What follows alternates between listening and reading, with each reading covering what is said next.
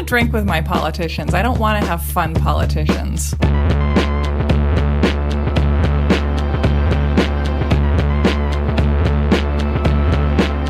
Welcome to You're Wrong About, the show where we talk about the stories that were confusing all of the grown-ups back when you were a kid. I am Michael Hobbs. I'm a reporter for the Huffington Post. My name is Sarah Marshall, and I am a writer-in-residence at the Black Mountain Institute, although when this episode comes out, I will be doing a semi-professional dog-sitting gig in Nova Scotia because that is my other profession. Double dipping. I'm a triple threat. I'm a podcaster, a lyric essayist, and a dog sitter.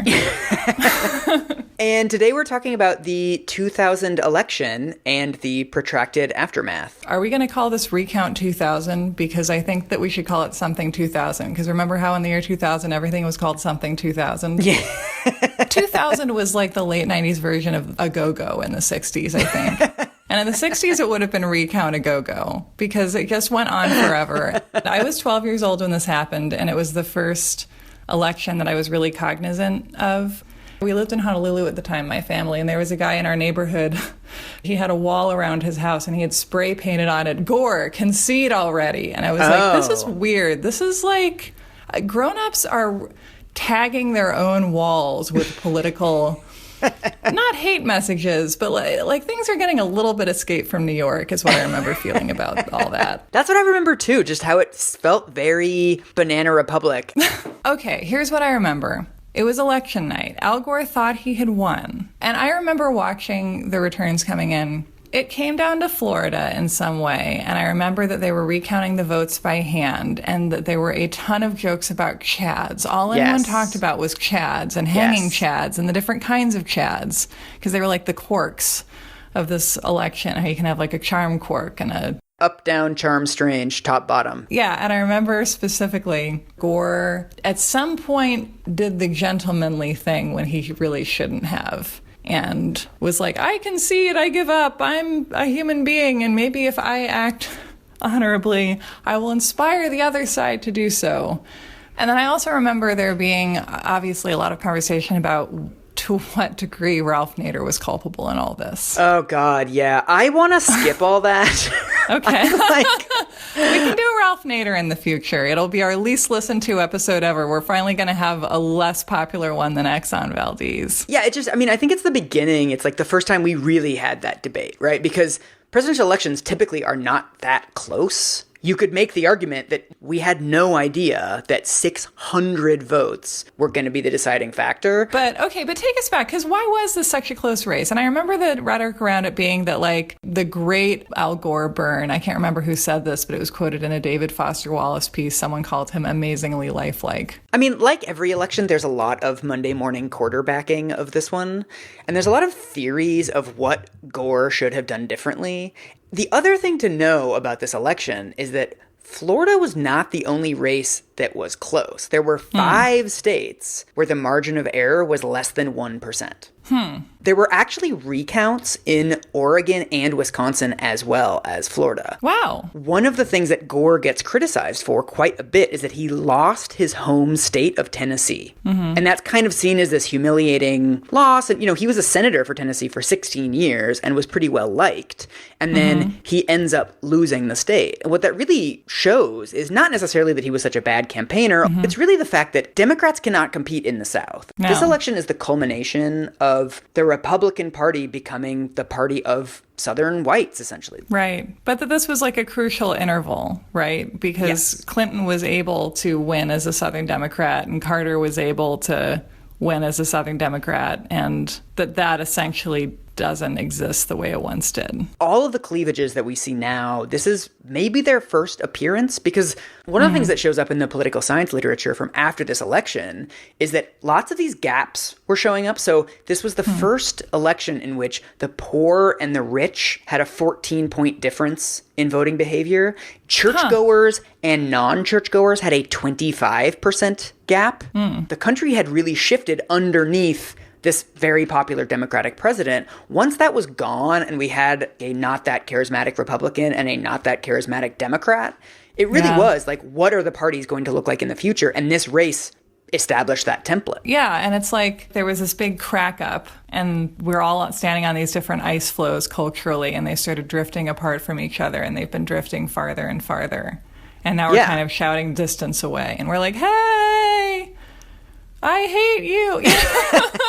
Yeah, basically. Also, Gore made a series of mistakes, pretty big mistakes, they say. First of all, Bill Clinton at the time had an over 60% approval rating, and Gore deliberately didn't bring Clinton out on the trail with him. He wanted to distance himself. He also identified Joe Lieberman as his vice president, and Joe Lieberman at the time was the most famous for being one of the first Democrats to criticize Bill Clinton.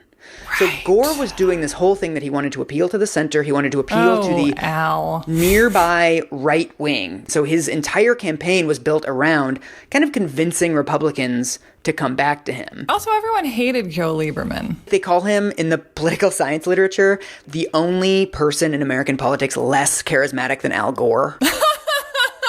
Right. Al Gore is like, I have the charisma of a paperclip. Who can I choose as a running mate? Someone with the charisma of a staple. And it's like, why would you do that?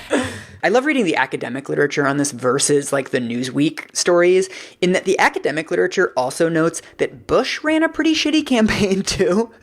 I mean, he was terrible in the debates. I mean, he named Dick Cheney as his vice president, who's also not exactly exuding charisma. So we tend to look back at elections through the lens of who won them. You know, we find genius things that the winner did and blunders that the loser did. But it looks actually like both campaigns were pretty mediocre. I mean, it's very familiar, right? We're forced to choose between two things that we don't really want. Yes. You know, if every day someone's like, you can have a $14 tuna sandwich or a $15 chicken sandwich. Yeah. You're on Amtrak and you have to buy one of these two sandwiches. Eventually you're just like, fine, tuna. Yeah. So our story begins on election night because... All right.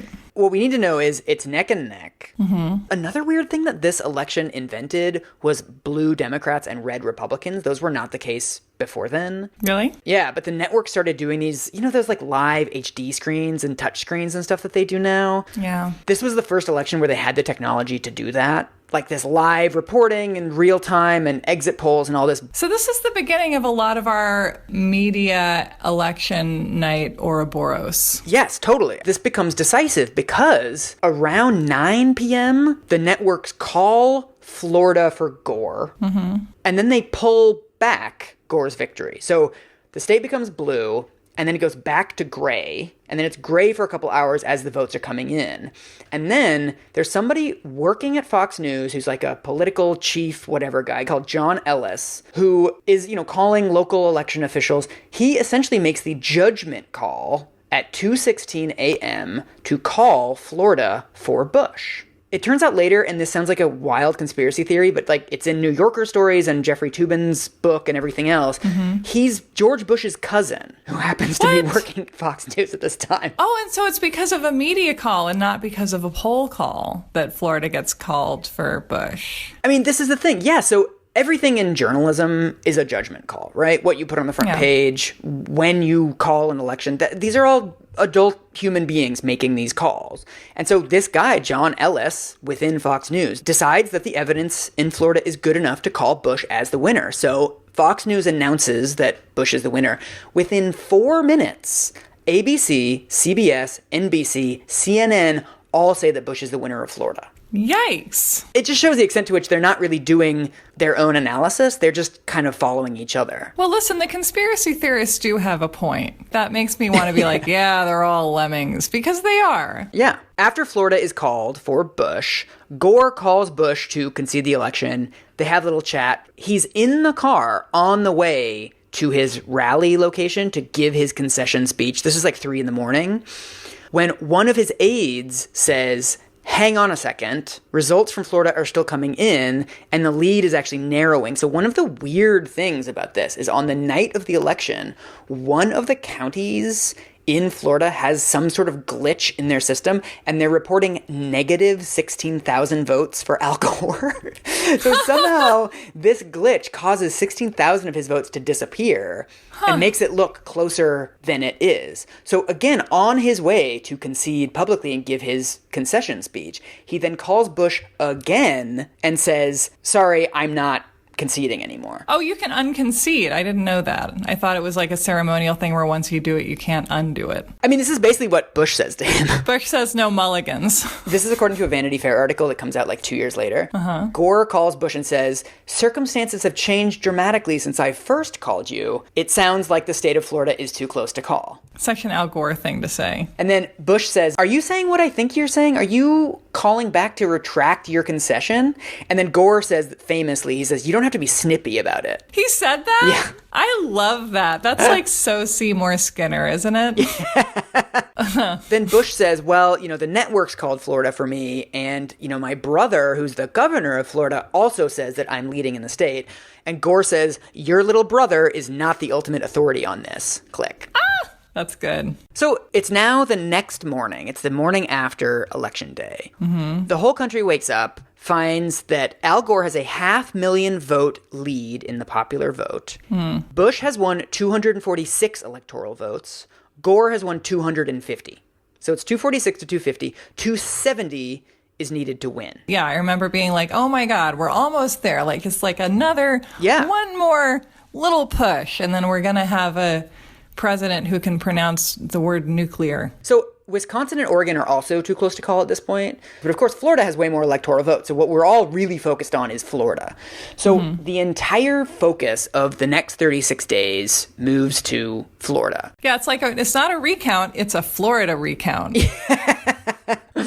So the first thing to realize about the insanity of the Florida recount is that 6 million votes are cast in Florida. Eventually, the winner of Florida receives 537 more votes than the loser. A 1% margin of victory would have been 60,000 votes. 600 votes is a 0.001% margin of victory. And so one of the problems with this that they point out immediately is that the media has already declared Bush the winner. When for a margin that narrow, when we're talking about literally 0.001%, it isn't really fair to call anybody the winner, right? Because we've got 6 million votes cast. We've got 175,000 votes were thrown out. And then we've got a winner by less than 600 votes. So essentially, one of the first mistakes that gets made is that Florida should have been gray. Right. But we don't like saying that in the media, ever, about anything. Yeah, and it also, because they had already called the state for Bush, it locks in this idea that Bush won and now we're doing this recount, as opposed to, we don't know who won and we're doing this recount. This is the classic media thing and also with, if you're delivering testimony before Congress, if you're saying who won a state in an election, if you're describing how a crime took place, like really what seems to be the best way to get people to buy your story is to get there first. It's not about accuracy. It's about being the first person to solidify events into a narrative. And then any subsequent narrative is going to be less powerful than the first one. And of course, Bush's team is very good at solidifying this narrative, right? That they talk about stealing and they talk about recounting. The language that they use is all about this win being taken away from them and Gore being kind of a sore loser. Right. So the biggest thing and what the fight then becomes is we've got 6 million votes and we've got 175,000 thrown out votes that were not counted. So in most elections, you have some number of votes that get thrown out, but it doesn't really matter. If somebody had won Florida by 1 million votes, well, who cares about 175,000 thrown out votes, right? But because the margin of victory is so small, every single tiny thing gets poured over by dozens of people. So the entire fight then becomes, what do we do about these 175,000 votes? So are they votes that were automatically disqualified in some way on election night and then they have to re-go over them? Okay, and why were they disqualified initially? They're in the discard pile. It's basically, these are votes that we haven't counted because they have errors. There are two reasons that these votes have been thrown out. undervotes and overvotes. Overvote means you voted for more than one person. So overvotes, most of those are on what is called optiscans, which is basically, you know, like when you do the SATs and you fill in the little circle with a pencil? That's how most of the counties in Florida are voting. So the vast majority of Florida voters have filled out a little SAT form.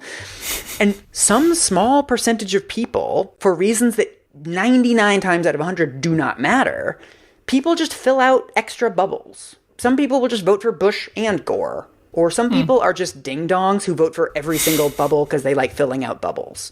You know, you're getting into like 0.1% of the population. So all of the human behavior in this is totally inexplicable. So there's 113,000 overvotes. Of those, 75,000 chose Gore and somebody else. So they think it's like a ranked choice voting thing or something. So they choose Gore and Nader. Oh, right. That makes sense. A smaller percentage of those, 29,000, choose Bush and somebody else. So they choose Bush and Buchanan or Bush and somebody else. So the legal standard in Florida for counting votes like this is, can you determine the intent of the voter? So if somebody's filling out Bush and Gore on their little Scantron, who knows? Like, we can't count those because we have no idea. However, a lot of people fill in Gore, and then they also fill in the bubble for write-in candidate, and then they write Gore. In that case, they've essentially voted for Gore twice because they don't understand how these forms work. We can determine the intent of the voter. They clearly very want Al Gore because they voted for him twice, essentially. And some people do that for Bush as well, and some people do that for Nader, and some people write in Celine Dion, and then they also vote for Gore. That's who we should have chosen, actually. There's also people that circle a name of somebody, or they put an X through the circle rather than filling in the bubble. And those people are also thrown out. So it's kind of this thing where as soon as something is weird on the ballot, it just gets thrown out automatically. And then if a recount is called, then we go back to it. There are a lot of ballots in there where somebody has filled in the bubble for Gore or Bush and circled their name. Or they filled in the bubble, but then they've crossed it out, and they've crossed out the name of Gore, and then they've circled Bush, right? So it actually shows two bubbles filled in, but it's very clear from that ballot that they intended to vote for Bush, right? So this is why you have to have a human recount, is because machines just simply cannot deal with telling the intent of a voter of what they actually wanted to fill out. Take that, machines. Yeah, and I imagine that the debate gets spectacularly granular about all of this and about how to qualify voter intent. Oh my God. And then where it gets really tedious is the undervotes. So about 1/3 of the counties in Florida are still using punch cards. Right. That's how the chads happened, right? This is where we get into the chads, because the way that it works is like there's a template on the actual voting booth, and your punch card is blank. You put your punch card behind the template. The template has holes in it, kind of like a stencil. The template has the names and like little holes in the template where you can punch through. And then you punch through, and then you take your piece of paper out, and then your little piece of paper has all the punches on it. I found law review articles from 1977 pointing out how terrible this system is. It seems really weird. People were pointing this out, that this is just a dumb way to vote from like day one. One of the things is that when you punch out your card and then you pull it out of the machine, it doesn't have the names of the candidates on it. So you can't actually look at your ballot and see, I voted for this person. All you have is this blank piece of paper with a bunch of poked holes on it. And the biggest thing is this issue of pregnant chads and hanging chads. Oh, pregnant chads. Yeah. The chads get pregnant. The little rectangular piece of paper that you punch out of the paper is called a chad. And so if you don't press it hard enough, you would have a dimpled chad or a pregnant chad, where it would show there's like an indent. Dimpled and pregnant, like I like my ladies. Again, it's all about the voter intent, right? So if one of them has been punched but not punched hard enough to go through the paper, can we say that somebody has intended to vote but didn't press hard enough? Or did they think about voting and then they just didn't? Oh, I see. So you can have a dimpled chad somewhere on the ballot, but then a second candidate who has the chad all the way taken out. Exactly. Or you have no dimpled chads, but you have a dimpled chad for Al Gore. Maybe that person meant to vote for Al Gore, but maybe that person sort of did it, and then they were like, you know what? I don't want to vote for anybody. Right. This is like such a great illustration of how America just how no one planned for this at all. No. Like, it seems like this method of voting is like, well, we started doing it during the revolution, and we just never changed it. And it's like, do you realize, like, you have people in a state with millions of votes in a country with hundreds of millions of people, and, like, figuring out who is going to be in charge of it comes down to people scrutinizing the little indentations in pieces of paper. That's ridiculous. Like, America, you know, we're not the best at anything, but we might be the funniest country that's ever existed. Like, that's funny. Well, I mean, another thing that happens with these, and this is pointed out in the 1977 Law Review article I read, that when you run punch cards through these counting machines, you get a different count every time. Because there's something called a hanging chad, where you punch through the paper and two corners of the rectangle fall off. Kind of like a Christmas advent calendar. Right. Sometimes if you wipe your hand across the paper, that little chad will just go right back into where it was. Or it can fall off. Oh. Yeah, this technology is terrible. 1 in 200 of the SAT ballots, 1 in 200 of those gets thrown out. For punch card ballots, 1 in 25 gets thrown out. That's why you don't use a 1960s computer for election 2000. I know. This is, again, like another one of these things that everyone knew it was bad, but no one thought an election would ever be this close. Right, because once again, having a plan that's basically everything will always be fine. Like, it turns out that's not a great plan. So the vast majority of the thrown out ballots are overvotes. Those are the ones where people fill in more than one bubble.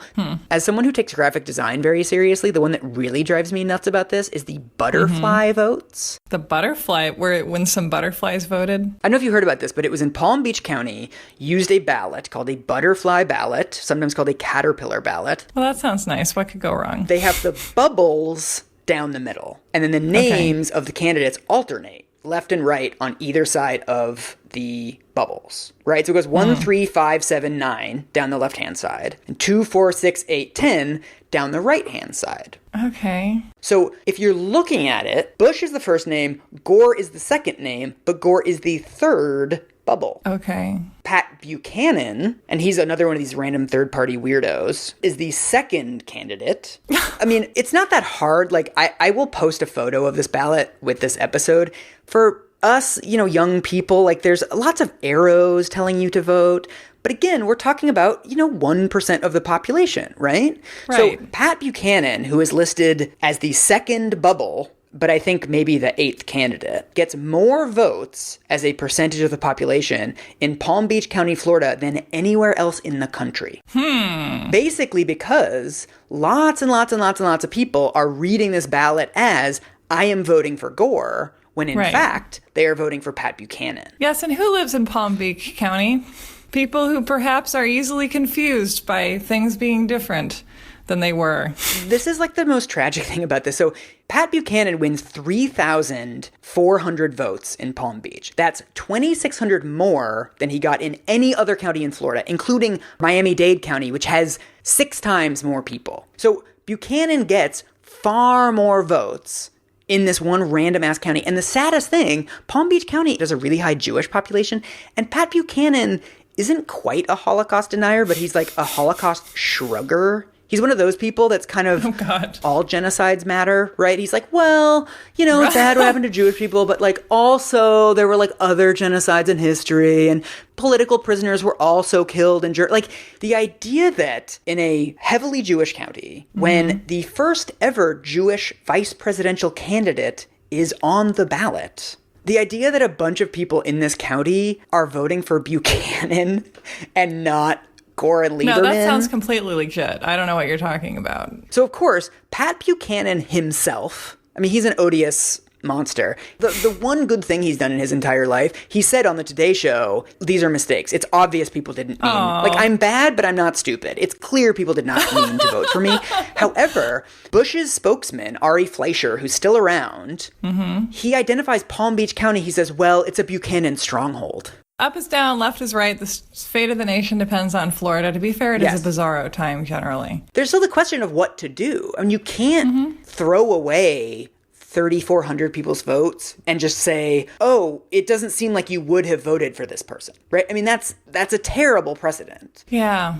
And so you can't really rerun the election because there's no time.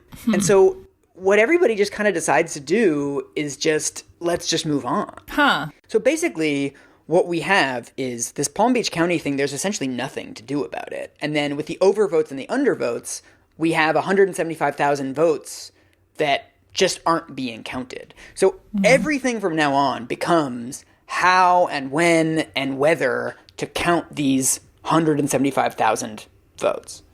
So right after the election, because it's less than 0.5% margin of error, there's an automatic recount. So the first thing that happens is they just feed all the ballots through the machines again. They don't do anything with 175,000 thrown out ballots. But the ballots that have already been cast, they just run them again, standard procedure, and then they come up with Bush winning by 327 votes. That's the count as it stands when we start fighting over these 175,000 votes. Okay. So Gore has 72 hours to challenge these results. But according to Florida law, he can only ask for recounts on a county-by-county level. Huh. This is one of the catch-22s. You're not allowed to ask for a statewide manual recount until the count is certified. So the count has to be final, then you can ask for a statewide recount. Huh. So Gore demands a recount in the counties that have the most problems. But those are also the counties with the highest percentage of Democratic voters. So what this does is it essentially gives Bush's team an opening to say, well, Gore is politicizing this process. How dare he politicize an election? Yeah.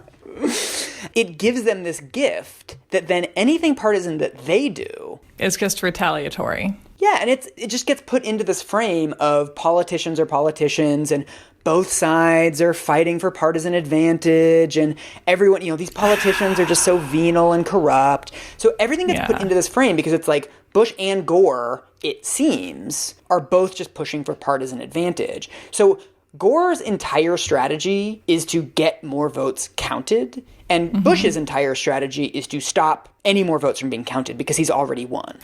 Right? So if you're winning, you want the whole thing, the whole process to just stop in its tracks. That's what you want. And if you're losing, you're like, count these extra votes. This is interesting, and it's intrigue. There's all this intrigue and all these little wrinkles and everything. It's fascinating, but at the same time, you look at this and you're like, this is like two frat presidents trying to get more points in some sort of intramural, inter-frat competition. It's so stupid and petty and just, it's so silly. It's also just a terrible way to structure this in that you have two partisan actors running it, where if you just had clear election laws that said, look, if it's less than 5% margin of victory, let's do a manual recount statewide. Boom. Right. None of this overvote, undervote shenanigans. No, just every single ballot, recount it statewide, recertify it, right? Because there's 36 days before the votes need to be sent to the Electoral College, right? There's a 36-day period. And one of the things that you find in a lot of the political science literature on this is that recounting votes doesn't actually take that long. So a recount in Florida's most populous county, Miami-Dade, takes about a week. And that's manual, by hand. You have 3 people look at each ballot, and then they have to agree on, is this pregnant? Is this hanging? What is the intent of the voter? Do we throw it out? Which is actually a pretty good process. Yeah. And so if you want to do that, you can do that in about a week. But what happens is what takes much longer than actually recounting is all of the fighting. So all the legal battles of what do pregnant chads count as? What do hanging chads count as? Let's start the vote and not do the vote. I mean, all of these legal motions drain the clock. And of course, this is a Bush team strategy, because if you run out the clock, there's a hard deadline, December 12th. The votes have to be sent to the Electoral College. So the closer you can get to that deadline, you can say, oh, we couldn't possibly count the votes in time. We couldn't possibly count the votes. Oh, my God. So that's essentially the strategy. Gore wants to count the votes and Bush doesn't. Right. Also, another weird strategic error that Gore's team makes, Gore only wants to count the undervotes, which is weird because there's way fewer undervotes than there are overvotes. Someone on his team at some point made the decision that the overvotes would lean toward Bush? I guess. I don't understand that strategic decision. Huh. So then what happens is Do you remember Katherine Harris? No, I have no idea who that is. So we've been doing this whole series on the unfairly maligned women of the 90s. Katherine Harris is a fairly maligned woman of the early 2000s. She is the Secretary of State of Florida at the time. And this is one of the things that emerges as another huge problem about American electoral administration, is that she's administering the election. She is in charge of certifying the results. She is in charge of making sure it's a fair and democratic process. She is also the co-chair of George W. Bush's Florida campaign. Sigh. So she is overseeing the election. She is a referee, and she's also working for one of the candidates. Why do we do this? Like, is it so hard to just have bipartisan leadership within the infrastructure of an election recount? Like, is that, am I asking for the moon here? Well, I mean, this is one of the things, again, like this happens so rarely. This isn't a problem until you have an election decided by 0.001% of voters. And then it's a huge problem. We're a country way too focused on the narrative of, things will basically go fine and we don't have to come up with measures to anticipate things going differently than we expect. Yeah. Every election feels like a reenactment of Titanic now, because everyone's like, oh my God, we had no idea that such a thing could occur. And it's like, really? When you're on a boat on the water with the icebergs and you're trying to have an election with the Americans and they punch holes in a piece of paper, like you didn't think it could get complicated? And so she has exactly the same incentives as Bush, as one of the candidates. She doesn't want these votes to be counted. So Al Gore says, let's recount in these 4 counties. And she says, no. Yeah. And she says, we can only do a manual recount if they are broken. If the machines are physically unplugged, like the Zoltar machine or something. We can't do it if they're working as intended, which isn't, there's no particular legal standard that she's standing on there. But so we're running out the clock now, right? So he wants it. She says you can't. It ends up going to a judge. The judge says, yes, you can do a manual recount, but only of the undervotes. So this whole TikTok thing is happening. So finally, everyone's just sitting on their hands. Finally, once the judge says this can begin, and Harris says this can begin, they start recounting. So then they start recounting the votes by hand. They do this whole thing with the 3 people look at it. There's also election officials in the room that will throw out individual ballots. So like a Bush dude and a Gore dude will be standing behind recounters as they're doing the recount, and they'll be like, no, not that one. No, I want that one thrown out. And they'll literally fight minute by minute to throw out individual ballots. So it's like jury selection, but with a million pieces of paper. Yeah. This is also where we have what's called the Brooks Brothers riot. What? I'm so excited for this. Let me just take a moment to savor my anticipation of that phrase. I imagine it's about a bunch of white guy Ivy League campaign workers getting really childishly upset about something. Okay. This is exactly what it is. So they move the recount from one floor of a building to another floor of the building, or some little technical thing. All of these quote-unquote ordinary Florida voters stand outside the room chanting, stop the vote, stop the vote, and essentially creating chaos so that people cannot continue these manual recounts. What we find out later is that those ordinary Florida voters were campaign staffers. They were the interns, they were the assistants, all of these people. There was a where are they now thing in the Washington Post where they look at all of the quote unquote protesters at that time, and they're all, they're working for the Koch Foundation, and they're at the Cato Institute, and they work for this senator. And to think that they were just everyday Floridian voters only 18 years ago, and now they all work for billion-dollar hedge fund and think tanks. It's amazing. This just becomes chaos, and this ends up taking a really long time. And what's amazing is at the end of these 4 counties doing manual recounts, because of all this back and forth, it's taking too long. So Palm Beach asks for a 2-hour extension so that they can get the results certified. Katherine Harris says no. She says, nope, you just have to certify what you've got. Katherine? Yes. And the same thing happens in Miami. They ask for an extension because it's taking so long. Katherine Harris says, sorry, and they just certify the results that they now know are wrong because they've been recounting these votes manually and the totals are changing. So essentially, because of all these logistical stops, of the 4 counties that Gore challenges, only one of them, Volusia County, a small county, ends up completing the recount. All of the rest of them just certify the same machine recount for from the day after the election, and that's it. What? The only difference between the machine recount and what actually gets sent to the Electoral College eventually is absentee ballots. Huh. So at the same time that there's all this recount stuff going on, absentee ballots are coming in, and that's a different legal process because it's not a recount, it's a count. Mm-hmm. So as we know from this most recent election, absentee ballots need to be postmarked on or before Election Day, or else they're not valid. But a lot of the overseas ballots in Florida are from military bases. So Bush's team, which of course statewide is saying stop the count, stop the count, stop the count, when it comes to the overseas ballots, it's like, let's make sure we count everybody. I know this is a crazy idea, but what if everyone was just honest, if only for a day?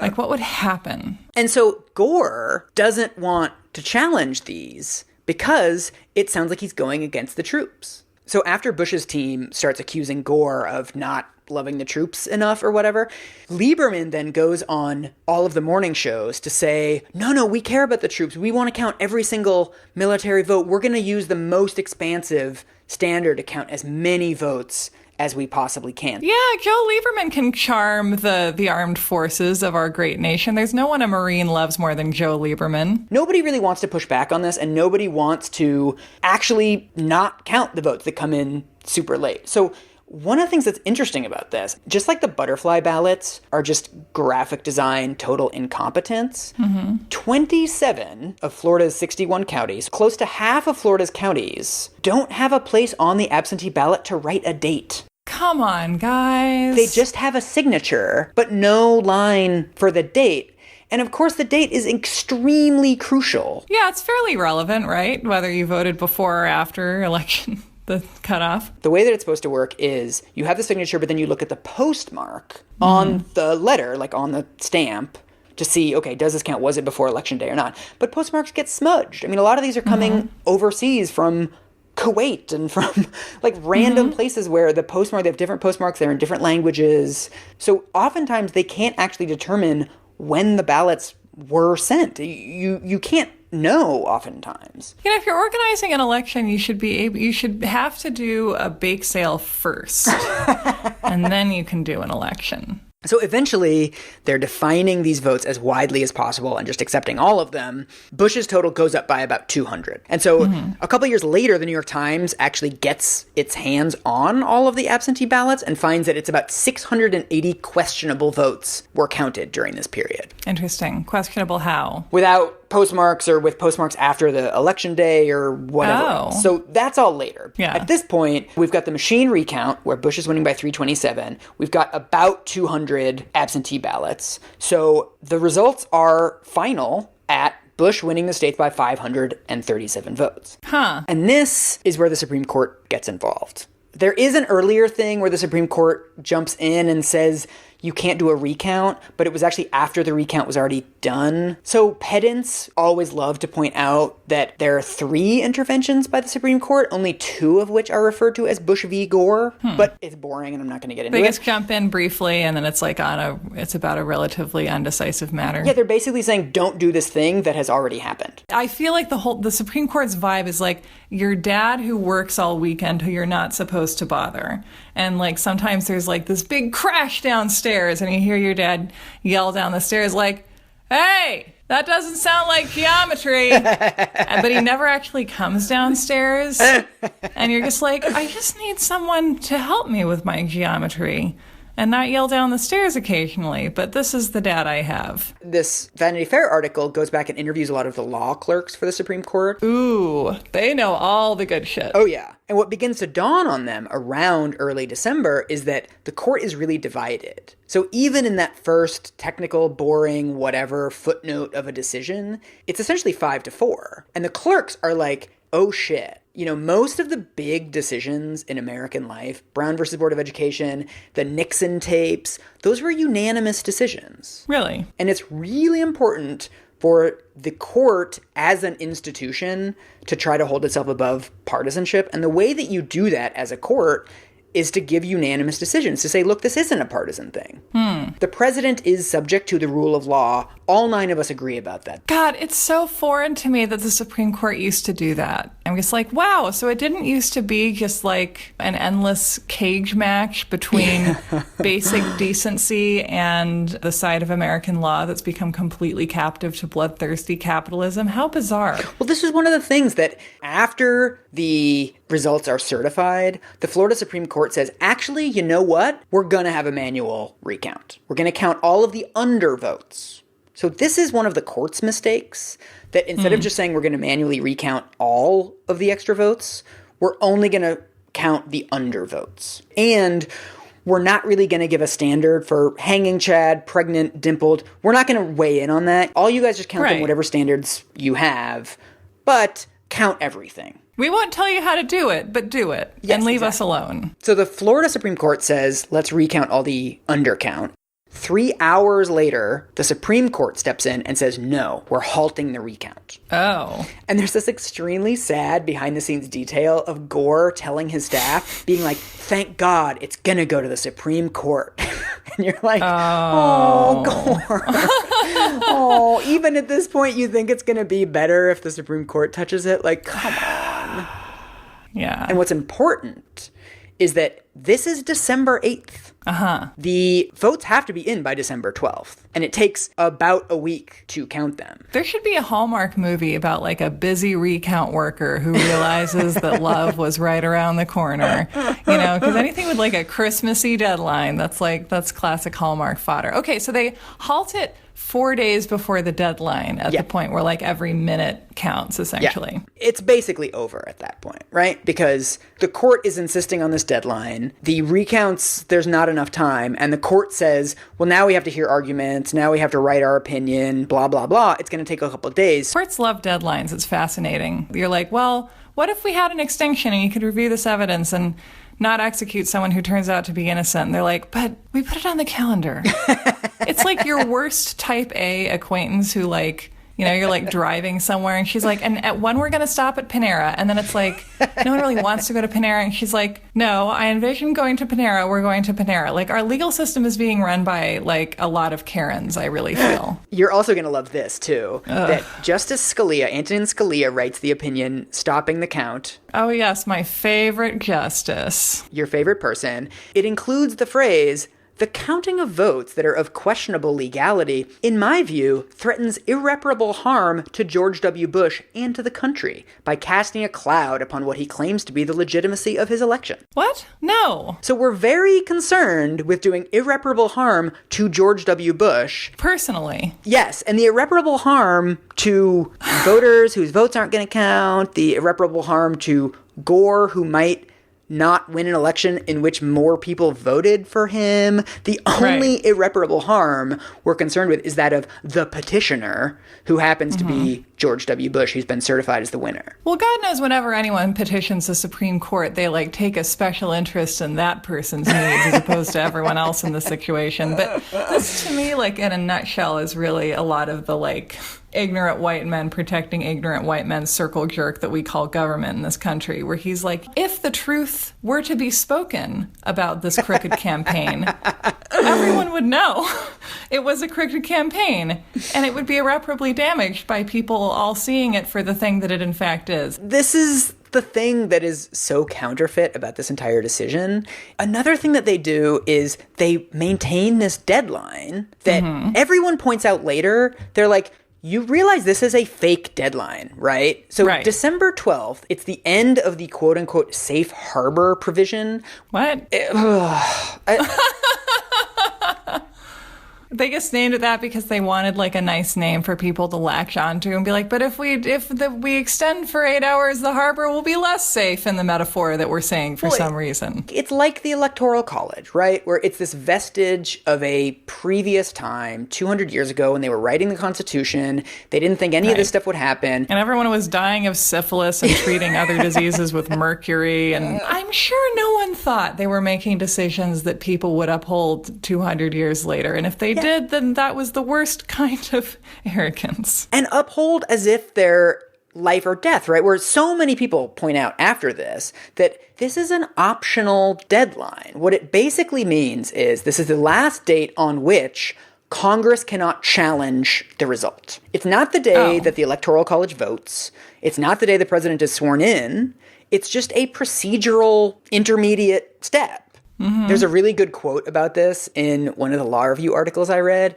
The court elected Bush by insisting on the importance of December 12th, a date that is significant only because the 18th century arrangements decreed a stately series of certifications, meetings, and pronouncements that are now only charades. It makes no sense to demand that a breathtakingly close election be decided by any magic date in December in order that a new president be chosen by January 20th. So to declare fealty to this essentially random date 6 weeks before the inauguration, everyone is just like, what? Why? I mean, once again, it's shitty dad behavior, right? He's like, I'd love to come to your softball game, but, moderate traffic.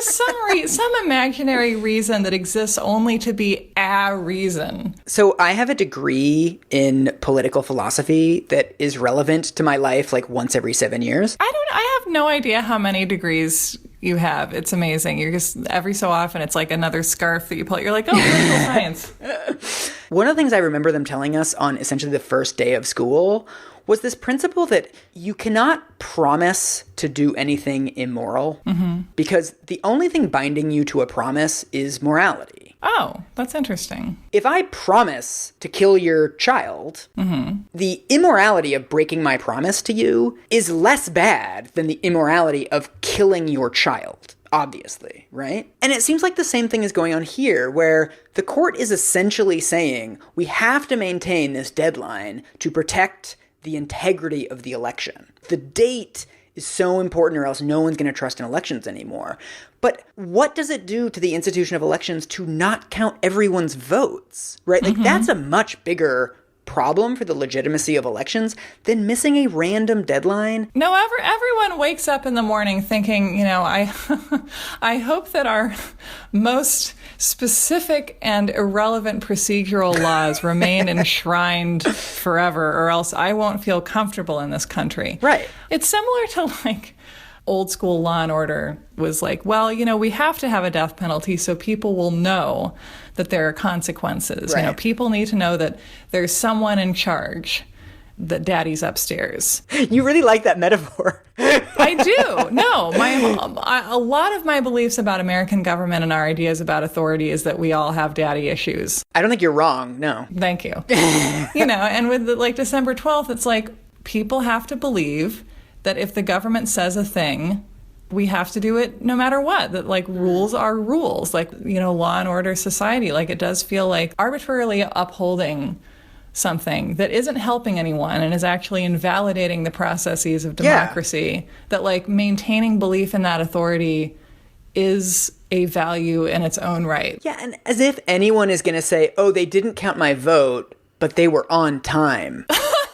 So this is one reason for their decision. The other reason the court finds is that because the Florida Supreme Court said all of the undervotes have to be counted, but they didn't describe the standard by which the counties would count the undervotes. The Florida Supreme Court didn't say pregnant chads count, hanging chads don't. They didn't define it at that level. So the Supreme Court's argument is essentially because different counties will have different standards for counting undervotes, they shouldn't count them at all. That counts as discrimination because some voters' votes will count and some voters' votes will not count. So they're essentially making kind of like a discrimination argument. And what's weird is it's actually one of my old professors from my philosophy department, which is what reminded me of this whole thing. He writes for the New York Review of Books a lot. His name's Ronald Dworkin. One of the things that he points out is that the entire purpose of the Equal Protection Clause is to protect classes of voters. So one of the things they shut down 100 years ago, I think, was a poll tax. You have to pay $2 to vote. Well, that's not fair because it penalizes the poor, because they are a class of voters. Whereas here, and this is pointed out by Ginsburg, and this is pointed out in all the dissents, there's no class of voters that are being harmed by one county counting pregnant chads and another county not counting pregnant chads. Oh, yeah. You can't say the poor will be affected by this, or... Like, Latinas are more likely to have a pregnant Chad vote because it's completely random, yeah. Exactly. You get how, it is sort of weird that there's different standards throughout the state, but it's not clear that that's going to systematically disenfranchise any particular group. Mm-hmm. Also, what Souter and Stevens both mention in their dissents is, guys, we are the Supreme Court. If we want Florida to have a standard for counting the votes, let's give them a standard. I know we don't normally do that kind of thing, but we could, though. Yeah, could just say, well, pregnants don't count, hangings do. Boom. That's a very grim statement out of context. So it's like, this is how courts work, right? Is when a law is really imprecise, the court steps in and says, you know what, this is too imprecise. Here's the precision that you need.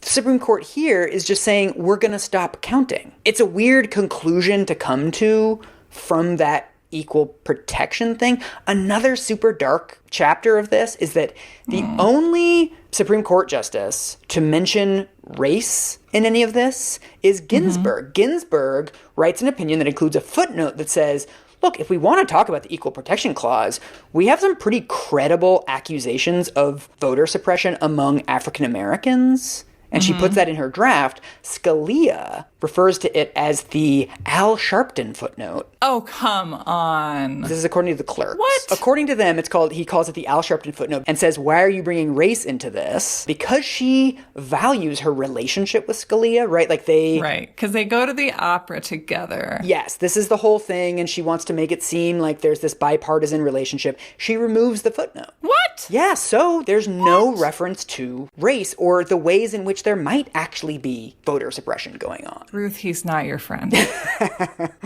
mean, another thing that my former professor mentions is the court had never shown any interest in voting procedures before. Really? How did they manage to avoid that the entire 200 years? Well, that's the thing is they haven't weighed in on how much voting procedures can actually disenfranchise groups systematically. What do these people do with their time? What is the Supreme Court doing all day? What?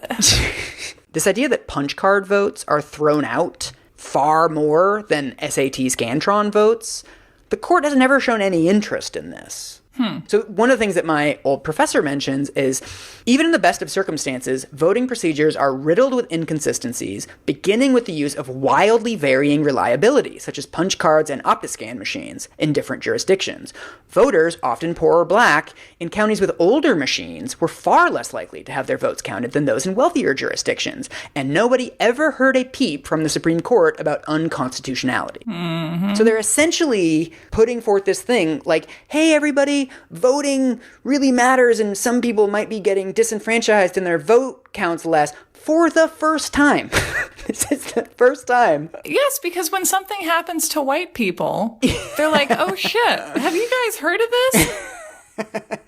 this? One of the great tells in this argument is that the actual main opinion of the Supreme Court includes the language, our consideration is limited to the present circumstances, for the problem of equal protection in election processes generally presents many complexities. Oh my God. So many Supreme Court decisions use the same language as half-assed term papers I have read as a teacher. It's truly alarming. I mean, to say equal protection is such a big deal here that we can't count people's votes, but it's such a small deal that no other state can use the same standard to regulate its voting procedures. That's essentially the argument that they're making. Mm-hmm. Ask your mother. This is from a Law Review article like 3 years later. The court invented a principle that had never been used before and would never be used again for the sole purpose of making George W. Bush president. This is Rick Hasson, a guy who's a lot of his work. I read about this because he talks about the legacy, and he refers to this decision as a one-day-only ticket to assure the choice of Bush over Gore. And that's what it is. The president can only be a guy who loves the Astros. I mean, the last, sad and disturbing thing about this decision to mention is there is no conservative principle at stake. Except the principle of this is our guy, right? Yeah, I mean, people are looking through this for, conservatives tend to favor states' rights. They tend to favor individual liberty. We know from other cases what this Supreme Court believes in and the arguments they find convincing and that they don't.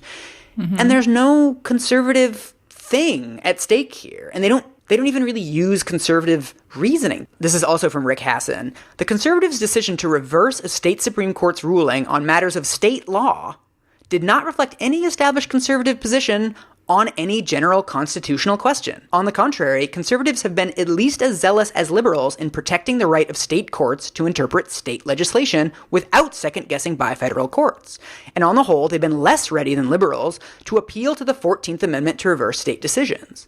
So we've got, just like the dad upstairs, we've got the Supreme Court coming down and saying, no, Florida State Supreme Court, you are interpreting Florida law wrong. So they're stepping in to this arena that is kind of weird for them to be stepping into, and that they don't seem to have any principled position on, just so that they can overturn it. It's like your dad. It's like, ask your mother, I don't care, ask your mother, ask your mother.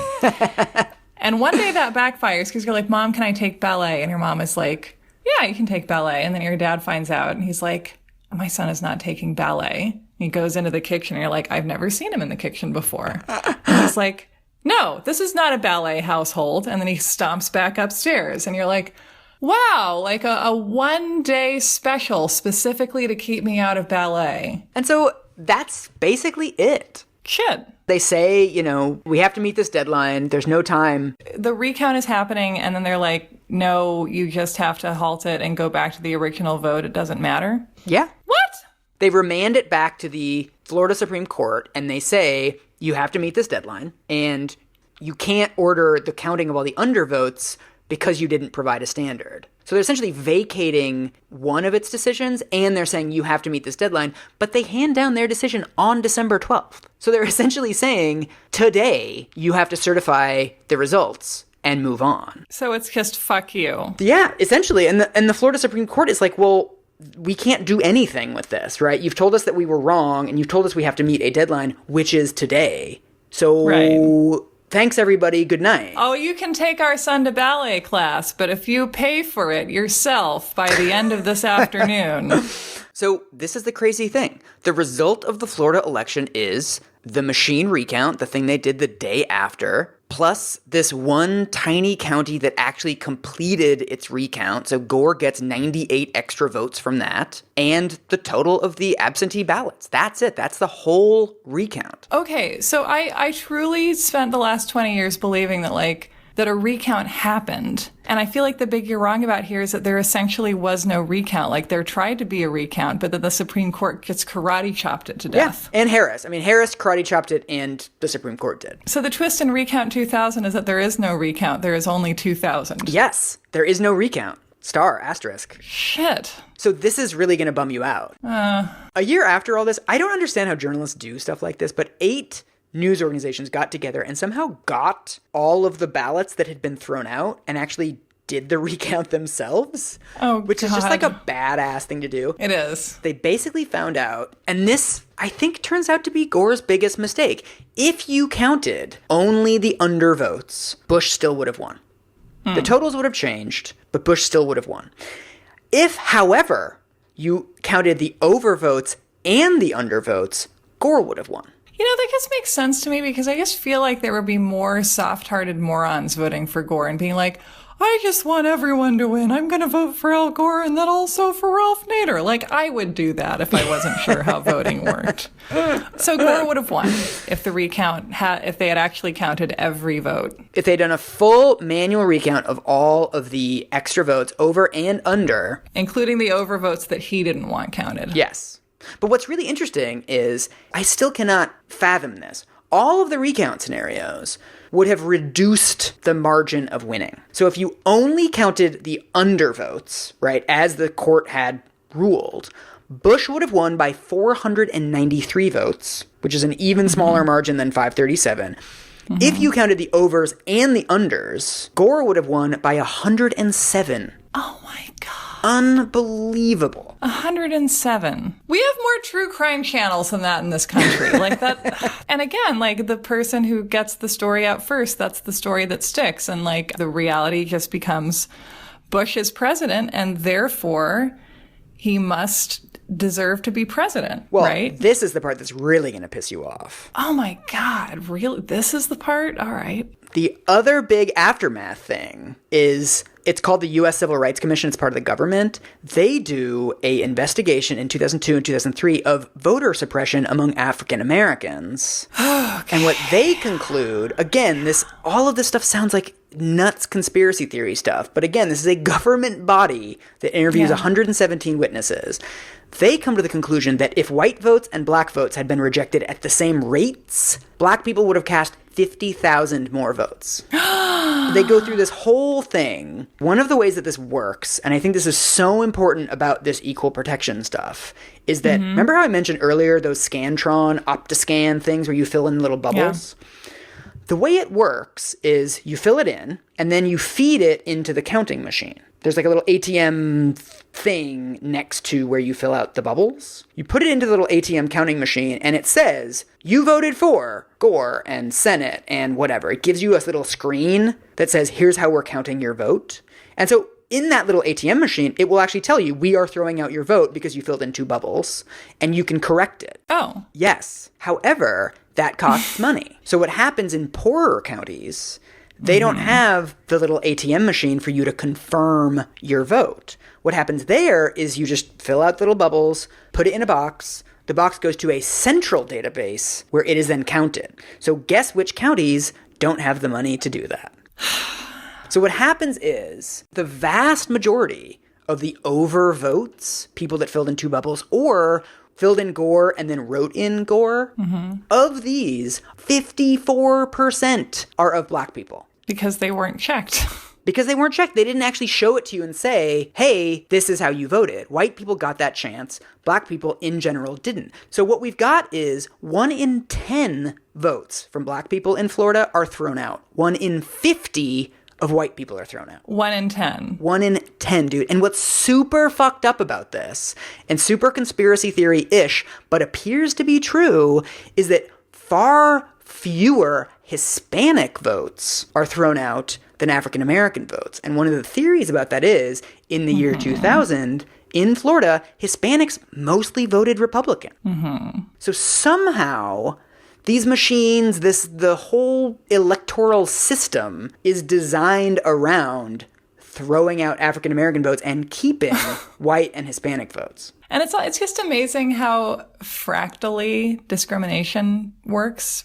All of the features of the macrocosm feel present in the microcosm. It's like, white people and people who live in wealthier communities, they can make mistakes. That's fine.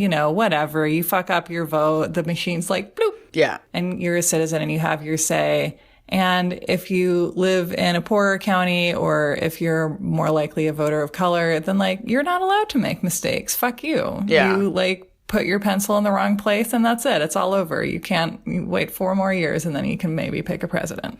I mean, that's the thing is it turns out there's Republican officials on this U.S. Commission on Civil Rights. So what happens is the Republican officials say, look, it's not about race. It's about black people are more likely to be first-time voters. They're more likely to be poor. They're more likely to not be high school graduates. And so those are the things that are really explaining this. I found an article from 2003 where someone's like, hang on, you guys didn't run the numbers on that. You're just saying that. Where he found the best predictor of your vote being thrown out is being black. First-time voters that are white, their votes didn't get thrown out. People with no high school education that are white, their votes weren't thrown out. Black people with college educations, their votes are thrown out. So it has nothing to do with any of these other factors. So what do we know about how this could have happened or who could have helped it to happen? I mean, part of it is one of the things that there's a Washington Post investigation of this in 2003 that mentions that even predominantly black counties often have white Republican election administrators. So the county in Florida with the highest percentage of African-American voters has a white Republican election administrator. And so, you can't accuse this person on a one-to-one basis of saying you suppress the vote, but all of the incentives are there for that person to suppress the vote, right? If you're a conservative and you know that African-Americans vote 90% for Democrats, it's not that far to say, well, maybe we just won't have these little ATM machines that let them check their votes, right? There's also an election administrator in, I think it's Duval County, that also has a large African-American population. He publishes an op-ed before the vote saying, make sure you vote on every page. And so a lot of people interpret that as you vote on the left-hand page for Al Gore, and you vote on the right-hand page, you fill in the circle, and you write in Al Gore. Because he's saying you have to vote on every page where they have these butterfly ballots. Right. So I don't think there's any conspiracy theory. I don't think anyone knew it was going to be this close. I feel like if you have a system that has become pretty corrupt in a lot of ways, where just everyone's defending their little margin, that they have, and they have their little, oh, we just won't have machines in these counties, and we just, we'll just kind of edge out black voters just here and there. We'll have our little tricks. Yeah. And this is what this commission report finds, is that in the same way it's sort of like a Ouija board where no one is aware of themselves moving it into the letters, but it just sort of happens that way. They say there's no evidence of a conspiracy. There's no email saying, hey, Jeff, let's disenfranchise all these black voters. But it's just at every level, people just aren't looking at it. Right. There's this fake voter fraud thing in the 1997 election where 100 felons voted, apparently. And so Florida spends $4 million on a statewide effort to remove all of the felons from the rolls. The Civil Rights Commission mentions that they spent in this period $0 on voter education, but they spent $4 million getting all of the felons off of the rolls. And so, of course, they hire a private contractor, And what they start doing is they start purging the voter rolls based on names and birthdays. So if you have a common name, if your name is Christina Smith, and your birthday and name are the same as any felon anywhere in the United States, you're taken off the voter rolls. So if you're a white guy with 3 names, you're fucked. If your name like Billy Ray Jones, it's like, oh, probably was a lone gunman with that name somewhere. So that's another thing that a lot of people apparently showed up at the polls and were like, nope, you can't vote, you're a felon. And they're like, what? No, I'm not. As our Constitution observed, probably, who knows, it is better that 1 million non-felons be disenfranchised than that one criminal be allowed to vote. And so, I don't know, again, this is one of those things that comes out afterwards. Right. It comes out after 9/11, after Bush's approval rating is sky high. I don't know, it's a long article, it's a government report. It's these kinds of things that have a way of just disappearing, and then you sound like a crazy person when you bring them up, when you're like, the election was stolen. It just seems a little sore loser-ish. And so none of this stuff ever gets play. It's kind of seen as all in the game type of framing. Even blogs and things were pretty young at the time because the media gatekeepers basically decided it happened. The Supreme Court is a legitimate institution. We're all going to move on. There weren't other places where that information could bounce around and really get much bigger. So really also, what this answers for me too is that Ralph Nader was an important factor in this, but... Well, there's still 97,000 votes for Ralph Nader in Florida and only 50,000 extra African-American votes, not 100% of which would have gone to Gore. So if the Nader people want to hang on to fuck Ralph Nader, then hang on to it, guys. You guys got all the ammunition you need. You do you. The last thing I want to say about this is I want to talk about the lemonade theory. What? Which is not about Beyonce, unfortunately. This guy, Rick Hasson, who's a law professor, a lot of scholars looked at the Bush versus Gore decision and wanted to find lemonade in it. They said, well, the court has now established a principle that voting procedures matter, and voting procedures can, in fact, disenfranchise people. Hopefully, what will happen after this is other courts, lower courts, will take this precedent and will say, you know what, there shouldn't be any punch cards. There shouldn't be these optical scan machines. We shouldn't have lines. That is not what happened. What? This is my thing of, I don't know if it's the central you're wrong about, but one of them, that election administration has not gotten better. It's gotten worse since 2000. Right. It's more partisan now. There are more partisan officials in charge of elections than there were in the 1990s. There's more litigation now, too, that most candidates for electoral office have lawyers on their teams, and they're going to file a bunch of motions after the election. So we don't have a system where you can sue over this stuff before the election, which is when you want to fight about this stuff, right? You want to do it not when your mind is clouded with the particulars of the election. You want to do it before the election when you can say, as a principle, let's recount all the undervotes, let's recount all the overvotes. Whatever your principle is, the time to have those fights is before the election. But there's no way to do that now. So we sue each other a lot over elections now. Well, we got to sue each other over something, or else how do we feel alive? The thing that I can't get over is that this thing with the butterfly ballots, the terribly designed ballots, there is no federal authority to tell counties how to design their ballots. Like this problem, there's nothing preventing it from happening again. So you could theoretically, like, tell voters to, like, drive a hole into a rock with a nail or something. Yeah, there's no way for the federal government to look at the way that ballots are designed in particular counties and just be like, you gotta be fucking kidding me. There's no way to do that. So what he says essentially is this is going to happen again. Whenever a narrow margin election happens, it's going to come down to the counties, and most counties are super dysfunctional. But what are the odds that we would have another extremely narrow margin presidential election after election 2000, Michael? I mean, we won't have to use these lifeboats. The strategy since 2000 really does appear to be just hoping. Hoping that it doesn't all come down to one county. Will the lifeboats be seated according to class? Oh my God. I mean, one thing that Hassan mentions in this article about the lemonade theory is basically there was never any lemonade, there's only lemons. Wow. Every single problem of the 2000 election has gotten worse. I wish there was like a 90s Chris Farley movie where Chris Farley inadvertently becomes a Supreme Court justice, and it would be called like Trying or something, and he ends up bringing the gift of compassion back to the Supreme Court and saving America, and it exists in my mind. One of the forgotten chapters of this is that while this big fight over deadlines was going on, Florida legislators and the governor moved toward a provision in law that would make all of the Electoral College voters vote for George W. Bush regardless of what the recount said. What? Yes, this was something that they threatened to do and were actually moving toward it. So there's actually a chance